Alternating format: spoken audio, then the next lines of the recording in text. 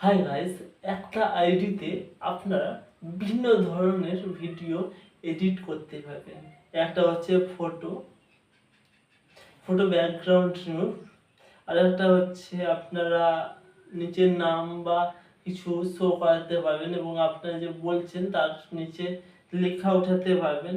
এবং এখানে আপনাকে প্রথমেই দেখানো হয়েছে যে আপনারা এআই সার্চে ভিডিও এডিট করতে পারবেন, কার্টুন এডিট করতে পারবেন এবং আপনার স্ক্যানার করতে পারবেন। আর জিস্ট আপনার কোনো ফটোকে জিস্ট করতে পারবেন আর এবং মেসেজ মেকিংও করতে পারবেন।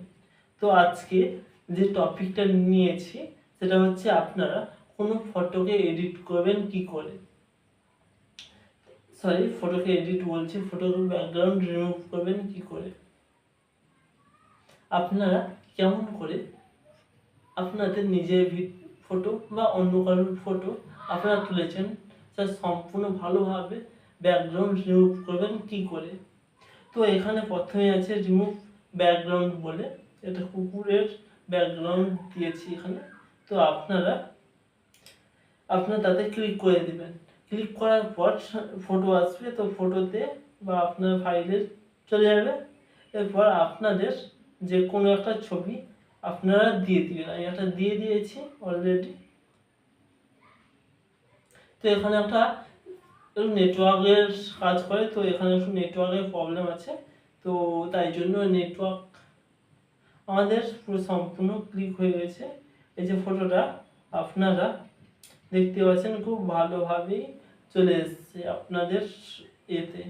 এবং এটাকে আপনারা কেমন ডাউনলোড করবেন, তো এখানে ডাউনলোড অপশান আছে দেখতেই পাচ্ছেন, বা ওপেন দা এডিটও করতে পারেন।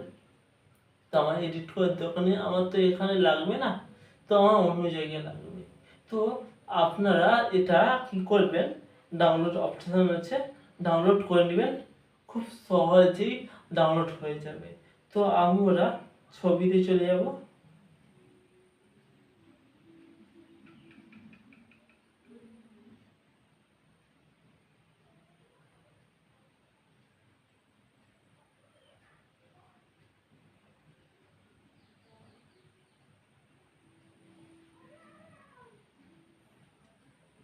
তো গাইস, আমরা ছবিতে চলে এসেছি। দেখুন এই যে ফটোটাকে আমি তুলেছিলাম, এই ফটোটাকে আমাকে কত সুন্দরভাবে করে দিয়েছে। দেখুন একদম, আমি দেখুন দেখতেই পাচ্ছেন হয়তো একটা সাদা দাগ করে রেখেছি, একদম সুন্দরভাবেই আমার এখানে ব্যাকগ্রাউন্ড রিমুভ করে দিয়েছে খুব সুন্দরভাবে এআই সার্চে।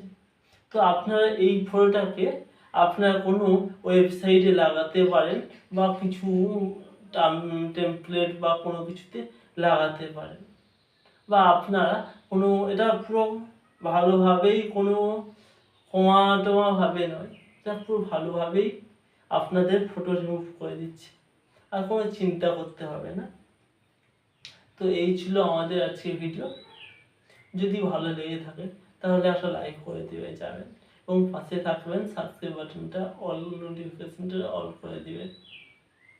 আমরা পরের ভিডিওতে চলে যাচ্ছি, পরের ভিডিও তাড়াতাড়ি চলে আসবে মনে হয়।